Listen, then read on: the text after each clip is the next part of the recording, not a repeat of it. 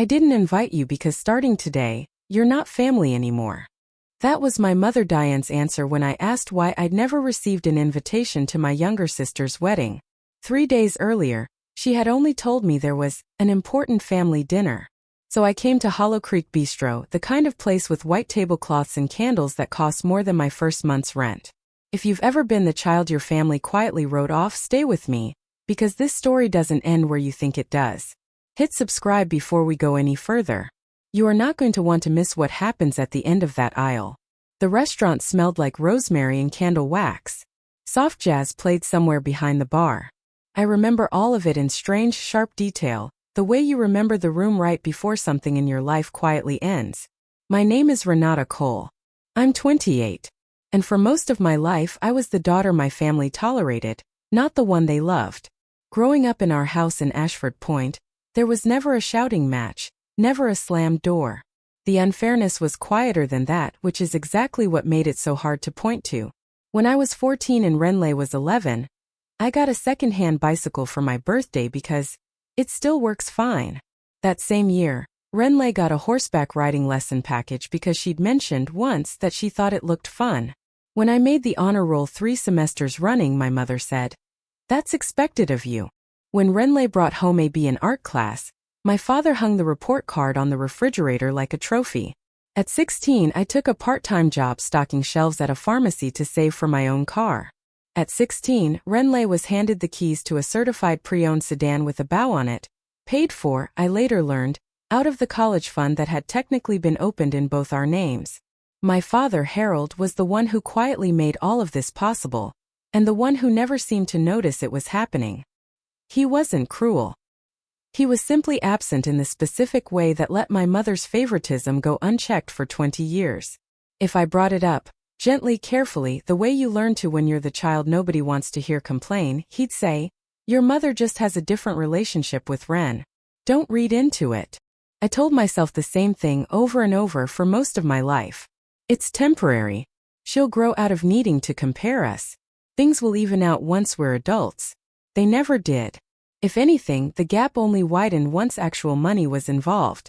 By the time I was in my 20s, the pattern had a name in my head, even if I never said it out loud at family dinners. Whatever Renley wanted, she got, cushioned and pre-approved. Whatever I wanted, I earned myself quietly without anyone asking how. I stopped bringing achievements home because there was rarely anywhere for them to land. I got used to being useful instead of celebrated. The daughter you called when a car needed fixing or a mortgage payment needed covering, not the one you called with good news. When I stepped into the restaurant that night, the first thing I saw was a small engraved plate on the head table.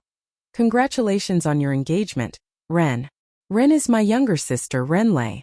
I assumed, foolishly, that they had simply forgotten to loop me in on the details.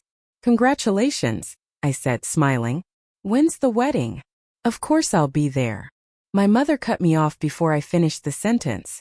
My father, Harold, my older brother, Desmond, and Renley herself all stared at me across that table like I was something inconvenient that had wandered in from outside. My mother slid a plain white envelope across the tablecloth toward me. "Here," she said. "This is our gift. From all of us." My brother Desmond lifted his phone and angled it at my face. "I want to get your reaction on camera," he said, almost gleeful. I opened the envelope slowly. Inside was a single typed page.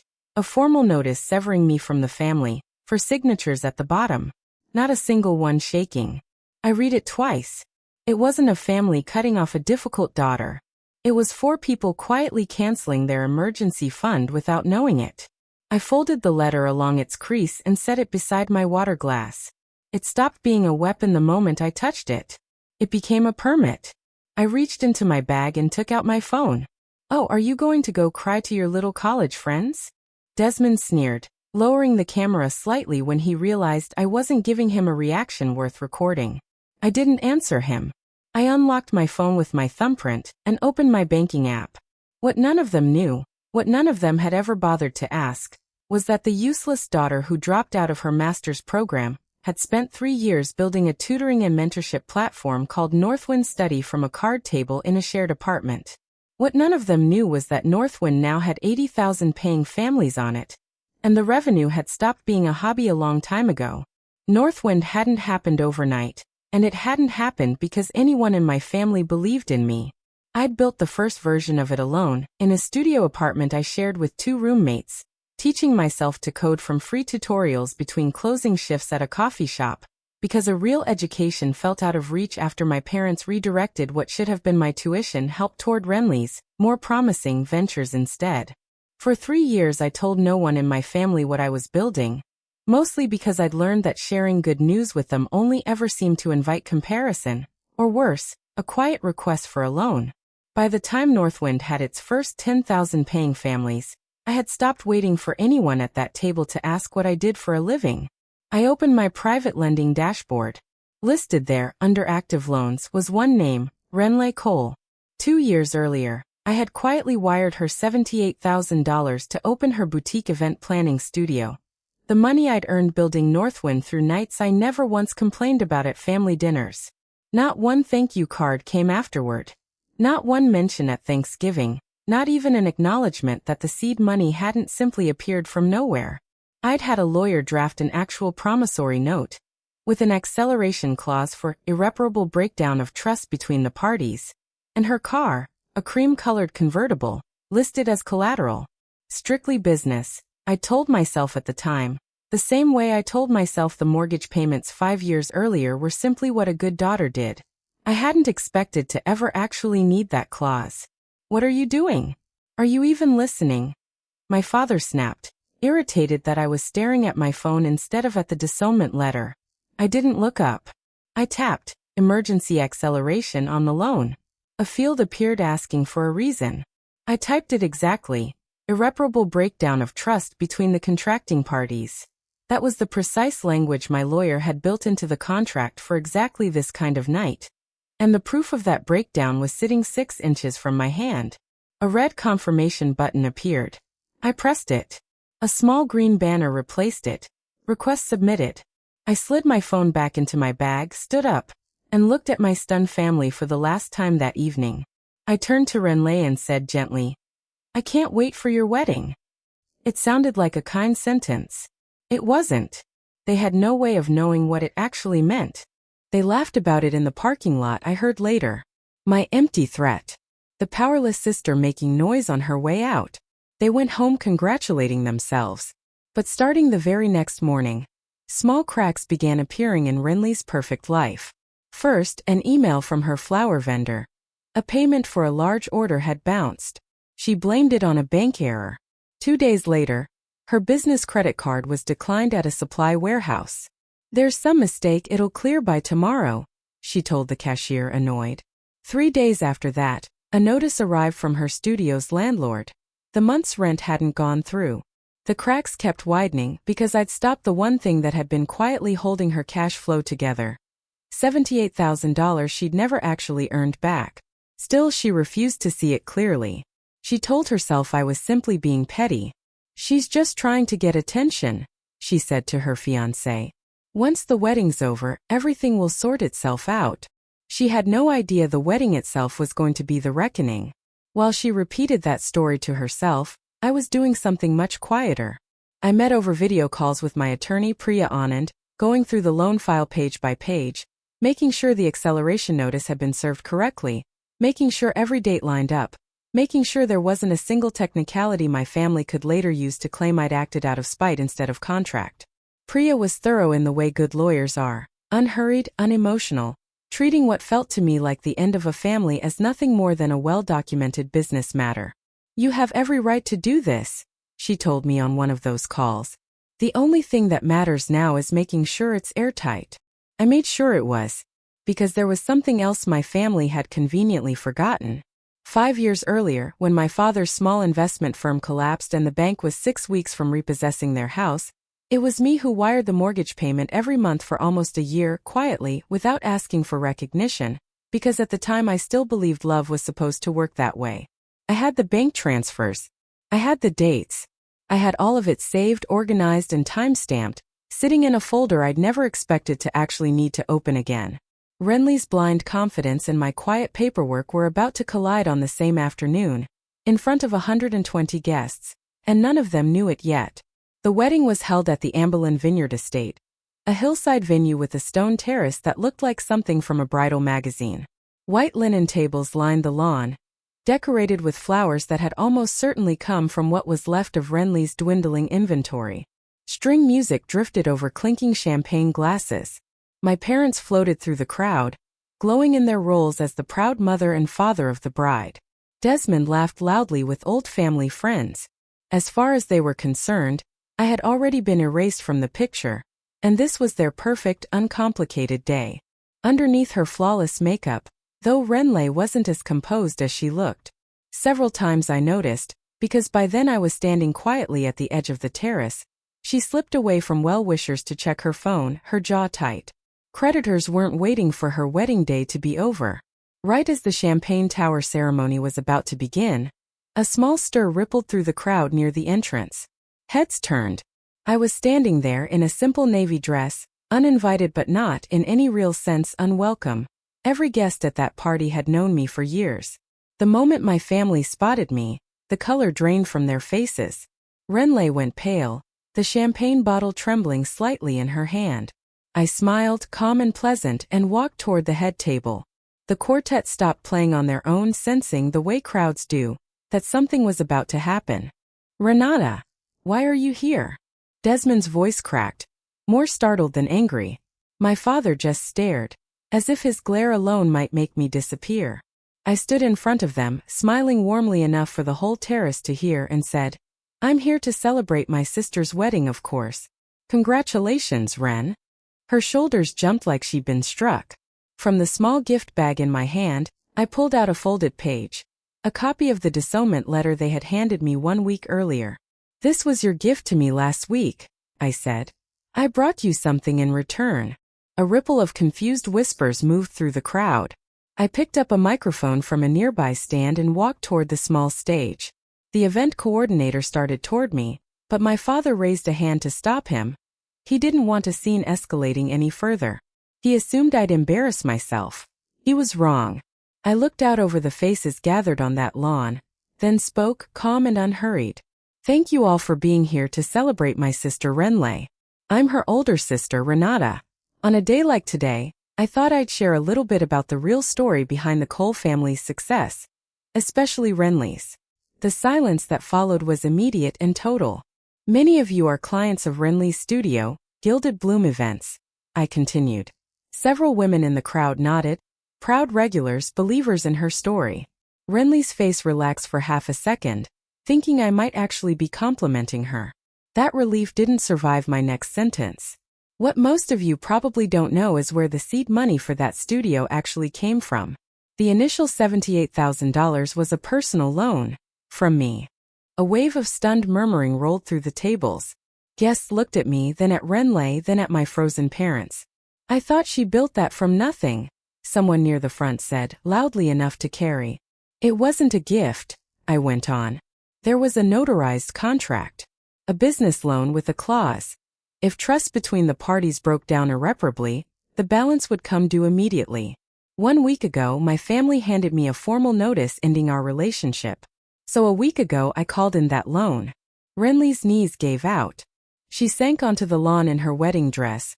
The cost of her financial collapse now laid bare in front of everyone she'd ever tried to impress.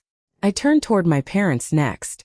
"This isn't the first time I've quietly supported this family," I said, my voice staying level. "Many of you know my father, and know the house in Ashford Point he's always been so proud of. What you don't know is that 5 years ago, that house was one missed payment from foreclosure. For 9 months someone paid that mortgage without saying a word about it. That person was me." My father's face turned a mottled shade of red. "Stop it, Renata," he said, more plea than warning. I didn't stop. I thought helping my family was simply what you do for people you love. I never expected anything back. Instead, they treated my help like an embarrassment, something to erase along with me. I held up the disownment notice once more. This is the clearest proof of that. The warmth the guests had held for my family a few minutes earlier had curdled into something between pity and disbelief. Then Renly, still on the ground, let out a sudden theatrical sob. "Please everyone listen," she said, lifting her tear-streaked face. "What she's saying isn't entirely untrue. Yes, I borrowed money. Yes, she helped with the mortgage. But she's always been jealous of me. Of how our parents loved me, of everything I built. She used that money to control me, and now she's ruining my wedding because she can't stand to see me happy. A few guests looked genuinely moved. My parents rushed to her side, playing concerned parents on cue, a role they'd clearly rehearsed for years. My mother finally found her voice. Renata, that's enough. Whatever you think you're proving, this is still your sister's wedding. We're still a family. It was the same language I'd heard my entire life, the one that only ever seemed to apply when it benefited someone else. You didn't think we were family when you handed me that letter, I said quietly. You don't get to reach for the word now that it's inconvenient for you. My father tried a different angle, lowering his voice like it might make the words land softer. Be realistic, Renata. You're embarrassing this family in front of everyone we know. I know, I said. That's the part you should have thought about a week ago. Her performance nearly worked until she made one mistake. Sitting among the guests was a woman who wrote a well-followed local lifestyle blog, and who had featured Renly's studio more than once. She stood, arms crossed, voice carrying easily across the quiet terrace. Hold on. That doesn't match what you told me. Last month in your interview you said, and I quote you loosely, that your greatest pride was building this studio from nothing but your own savings, without a dime of outside help. Several other regulars nodded along. You told us the exact same thing, one added. The blogger turned to me next. And you, I recognize your name. Northwind Study. You built that in college. You've been written up as one to watch in EdTech twice this year. That single detail rearranged everything in the room. I wasn't the family failure anymore. I was the sister who'd quietly built something real while being treated like an afterthought. So which is it, Renly? The blogger asked coldly. Did you build this yourself? Or were we all just useful props in your story? Renly had no answer. Her mask, the one she'd worn flawlessly for years, finally slid off in front of everyone who mattered to her image. I spoke once more quietly into the microphone. This was never about jealousy. This is business. All of you chose this outcome the day you signed that letter. I held my phone up so the nearest tables could see the screen. A message thread with my attorney. 1 week ago I called the loan. Right now, a formal demand for repayment is being delivered with proof of service. It should arrive within the hour. You'll have 10 days. If the balance isn't paid, the car listed as collateral will be repossessed, and the studio's remaining assets will go through liquidation. I slid the phone back into my pocket, returned the microphone to its stand, and walked away without looking at any of them again. As I crossed the lawn toward the parking area, I heard Renly call out behind me, desperate. Wait, Renata, please, we can talk about this. I stopped but didn't turn around. I got your letter, I said. This is my answer. Then I kept walking. On my way out, I passed a man in a plain suit heading in with an envelope that clearly wasn't a gift. The process server my attorney had arranged. I got into my car, and the ocean air off the coast came through the window, cool against my face. In the rearview mirror, the string lights of the vineyard glowed behind me, already belonging to a life that had nothing left to do with mine. Weeks passed. My days settled into something I hadn't felt in years, quiet. When Priya told me the restraining order against my family had been formally granted, I felt no triumph, just stillness. One ordinary afternoon, sitting in front of my monitors updating Northwind's platform, I got a message from her with a single link attached. Thought you'd want to see this, she wrote. Curious, I opened it. It was a local gossip blog. The headline read, 1 month after the wedding everyone's still talking about. The quiet collapse of the Cole family. The article laid it out in flat, almost clinical detail. Renly's engagement had ended within days of the wedding. Her fiancé reportedly unwilling to inherit the debt that came with her. Her studio defaulted the same week the demand notice arrived, missed payroll for her 2 remaining employees, and closed its doors less than a month later, leaving her roughly $40,000 in debt after the car was auctioned off at a fraction of what it was worth. Several of her old clients, the same women who'd once nodded proudly at the mention of her name, had left public reviews rewriting her story entirely, vague at first, then increasingly specific once someone connected the dots to the wedding. My father's professional reputation, already fragile, took a public hit once old colleagues quietly linked the mortgage story to his name. 2 board positions he'd held for over a decade were not renewed at the next cycle, with no public explanation given. My mother, according to the article, had stopped attending her usual social circles' monthly luncheons altogether. The Ashford Point house, the one thing they had always treated as proof they'd made it, went on the market within the month, its listing photos scrubbed of every detail that once made it feel like theirs, just another 4-bedroom colonial with a price tag and a motivated seller notice. Reading it, I didn't feel joy. I didn't feel vindication exactly either. Mostly I felt like something that had been crooked for a long time had finally settled into its correct shape. I closed the tab the way you close a file you no longer need, and turned back to my own screens. Northwind's dashboard glowed with real-time activity. A student in Ohio finally clearing a physics unit she'd struggled with for weeks. A parent in Texas leaving a 5-star review. A small green counter ticking upward. No performances here. No favorites and no forgotten daughters. Just people putting in the work and getting an honest result for it. I looked out at the city lights spread along the hillside below my apartment. They used to represent a version of belonging I was never quite allowed into. The parties I wasn't invited to. The version of success my family only recognized when it came wrapped the way they expected. Now they just looked like what they always were. Thousands of ordinary people, each quietly building something of their own, with or without anyone cheering them on. Somewhere out there I thought there was probably another version of me sitting at another kitchen table, being told the same quiet lie about who deserved what. I hoped if she was out there, that she'd find her own version of this moment sooner than I did. The user counter in the corner of my screen ticked past 31,000. I thought briefly about my mother, about whether she'd ever really understand what happened, or whether she'd spend the rest of her life quietly rewriting the story so that I was still the villain in it. I decided it didn't matter anymore. Some doors you don't wait for the other person to understand before you close them. I made myself coffee, the first cup it felt like of an entirely new life, and let myself smile just a little. Worth was never something my family could hand me or take away. And sometimes the strongest thing you can say to the people who wrote you off isn't a scream. It's the quiet click of a door closing gently for good. If this story hit home for you, subscribe so you don't miss the next one. And tell me in the comments what you would have done in Renata's place.